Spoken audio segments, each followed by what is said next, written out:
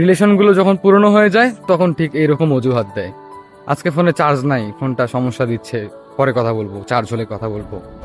আজকে অনেক ঘুম পাইছে, যান আজকে ঘুমাই প্লিজ, কালকে কথা বলি। ব্যস্ত আছি, এখন কল দিও না, পরে কথা বলবো, আম্মু বাসায় আছে। আরে বাসায় মেহমান আসছে, ফোনটা হাতেই নিতে পারতেছি না। ও আরে, মানে ডাটা অন ছিল তো, ঘুমাই পড়ছিলাম, ওই জন্য হয়তো অনলাইনে দেখাইছে। মানে আমি অনলাইনে ছিলাম না।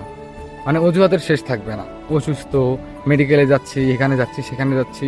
মানে এক কথায় বলা গেলে আপনার সাথে যেন বেশি কথা বলতে না হয়, এইরকম। মানে আস্তে আস্তে দূরত্ব বাড়াবে যখন রিলেশন মানে একটু পুরনো হয়, বুঝছেন? প্রথম প্রথম তো অনেক কিছু, সেকেন্ডে সেকেন্ডে মেসেজ, খাইছো কি না, না খাইলে শরীর খারাপ করবে, হ্যান ত্যান, হাবি জাবি বহুত কিছু। কিন্তু যখন পুরনো হয় তখন মানে ও যে আপনাকে সময় দেয় না, আপনি যদি বলেন যে তুমি আমাকে এখন সময় দিচ্ছ না কেন, তখন সে এটা মানতেই চাইবে না।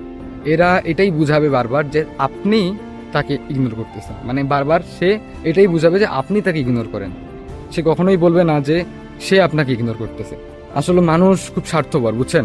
মানে ধরার আগে যা যা করার দরকার সব করবে, যখন আয়ত্তে নিয়ে আসতে পারবে, যখন ধরে ফেলবে, ঠিক তখনই ইগনোর করা শুরু